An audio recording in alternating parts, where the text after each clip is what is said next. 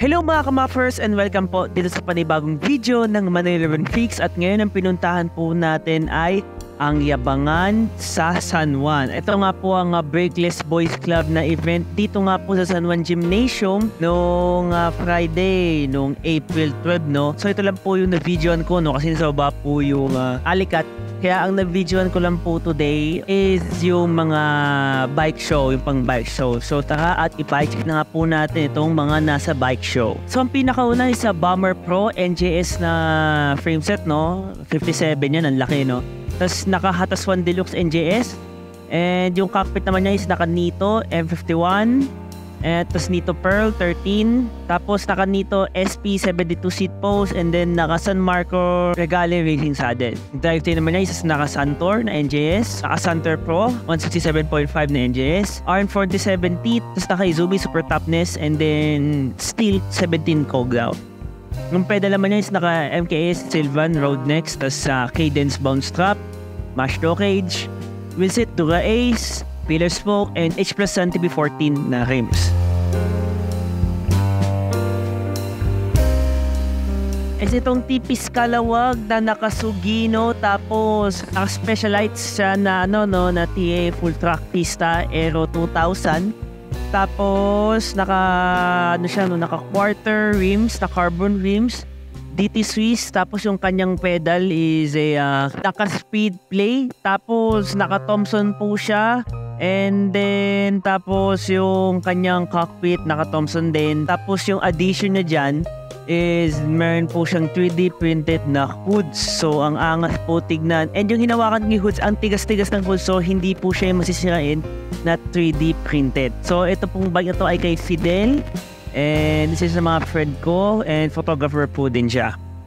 So lipat naman po tayo dito sa kabila. Ito po isang 290 tapos color red po siya no, very bright red. And then yung kanyang wheelset is naka-Campagnolo na Bora na wheelset na pang road bike. Pero yung likod lang yung ginawang pang fixie. So yung likod, if I'm not mistaken, yung pagkakita ko parang Novatec ata, something like that. Pero I'm not sure. Tapos of course naka-Izumi. And then, yung cranks niya is a Rotor 3D Aldo na meron pong raketa na raw. And then, naka-brakes po siya. Ang sunod naman ito, itong NJS na Vivalo. Tapos, you're not mistaken, NJS na Sugino po din yung kanyang crankset.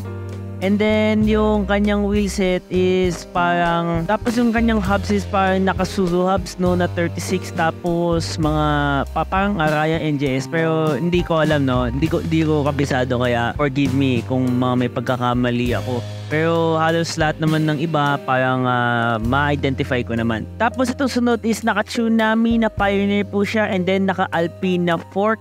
And then yung kanyang crank is a case na nakalatis, and then yung kanyang wheelset is naka-Intro 7 na wheelset. And if I'm not mistaken, yung cockpit Sagmit, tapos yung kanyang drop bar, meron po din siyang 3D printed na hoods. So ito naman po is 290 Kuala Lumpur, tapos yung likod niya po is naka-zip na carbon wheelset. Tapos yung kanyang front wheel is a Mavic Ellipse. Tapos hindi ko masyadong makita pero parang SRAM-OM yung yan na silver, tapos naka-Sugino Zen po ang kanyang chainring. Ito namang sunod is Dolan TC1 and mukha siyang size 54. Tapos yung kanyang fork is naka-Alpina na po din, and then yung kanyang wheelset is naka-Peace Cypher po. Tapos yung kanyang crankset is naka-Skis na outboard, and then mukhang naka-Dura Ace na chainring, and then of course naka-Izumi na din. Oh, si Howard pala to. And itong sunod natin is a specialized Alley na Pixie, tapos naka-Apollo po ang kanyang chainring, and then naka-Campagnolo po na track pista ang kanyang crankset. Tapos yung wheelset naman niya po mga kamappers is yung rims is naka-NV po siya. And then yung hub niya po is naka DT Swiss, and then yung kanyang cockpit meron po din siya yung 3D printed na hoods. And yung kanyang stem is naka-NV din. And of course, naka Shimano pedals na pang road, and yung kanyang kadena is a Izumi chain.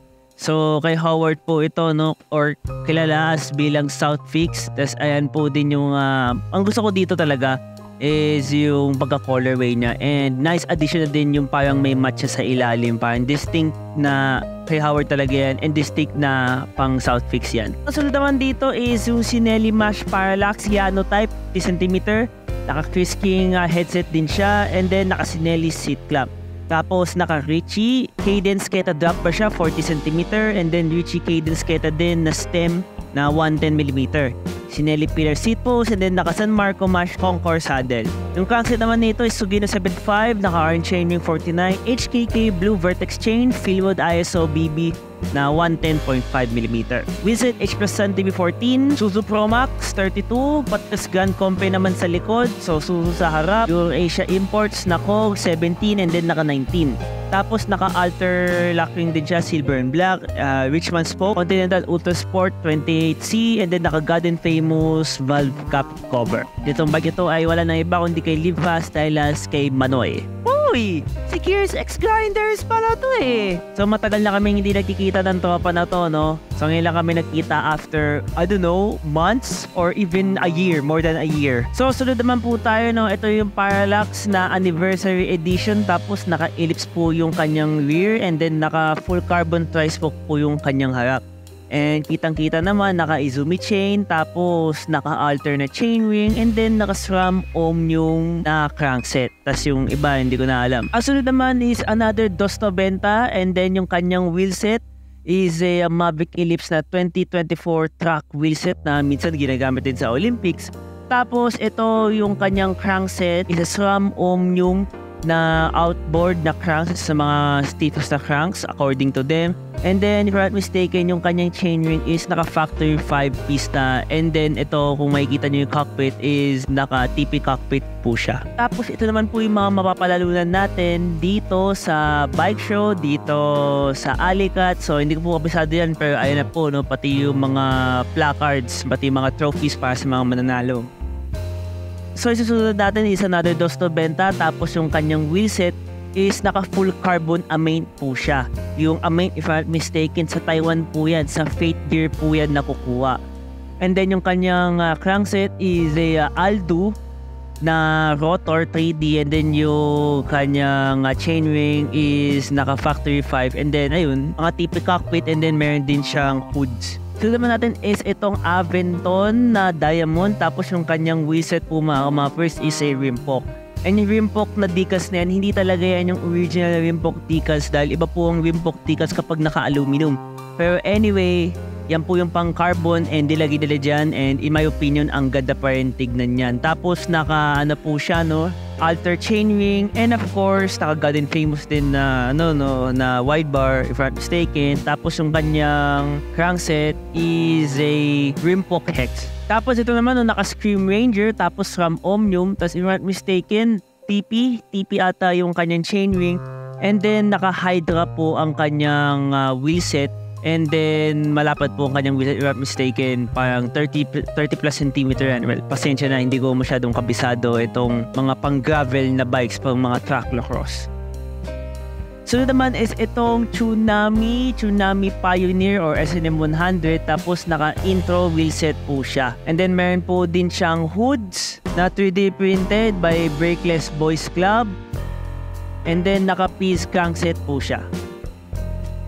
Ito naman sunod, isang Chinelli Vigorelli na Red Hook Crit Edition, and naka FSA po siya, naka Sugino 75, and then yung kanyang wheelset is Mavic Ellipse na debadge. Sunod naman itong Tsunami na SNM 100, pero in my opinion, Pioneer lang din yan. Tapos naka full carbon tri-spoke po sa likod, and then naka H Plus Sun po sa likod. If I'm mistaken, parang piece o kaya ardently yung kanyang cranks, tapos parang naka-decals na polish yung kanyang chainring. Sunod naman is itong derail na naka-head na full carbon tri-spoke sa harap, and then naka-scase po. Naka-scase na aero cranks, and if I'm not mistaken, yan po ay isang PowerPoint.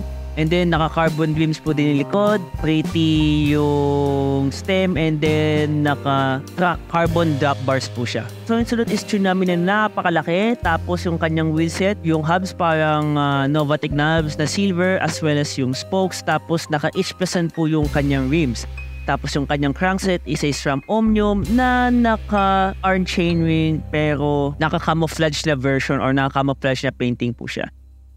So ang sunod is itong Tsunami na naka-Alpina, and I really like this color. Ang ganda ng color ng Tsunami na to. Not sure kung ito ay isang repainted or ito kulay talaga. Pero naka-Alpina po siya, naka-head tri-spoke, na full carbon front. Tapos naka-space air crank din po siya. Tapos naka-carbon po din yung kanyang likod.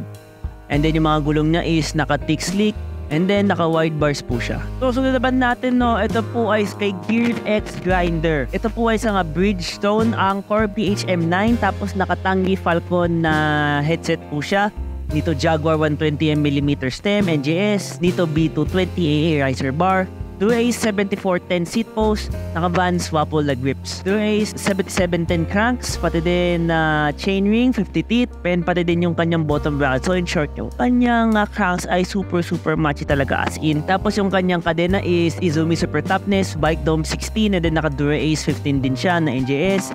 MKS Track Pista pedals, Christoph toe cage, Christoph cage strap, Dura-Ace 7710 na hubs, tapos naka-Hoshi, double batted spoke, Mavic Pro open rims, Continental Gator hard shell, and then Continental Grand Prix 4 season. Yung sunod naman po natin is ang 290 Houston na naka-Evangelion na repainted po siya, no?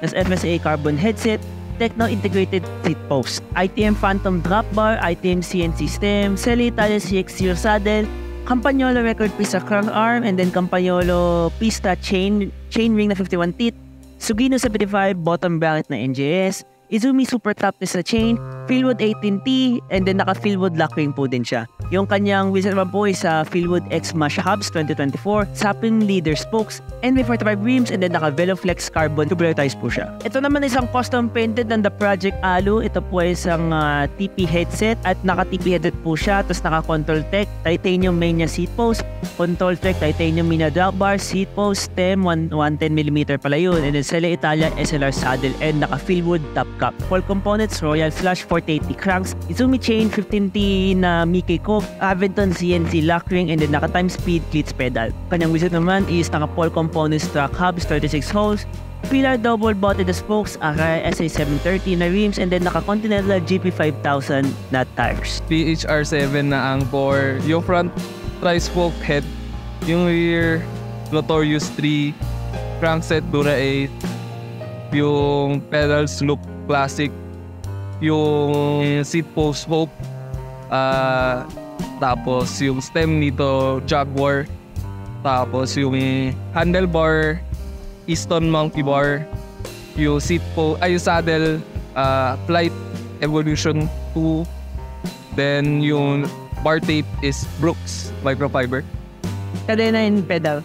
Ha? Kadena and pedal. Yung pedal look classic, tapos yung kadena is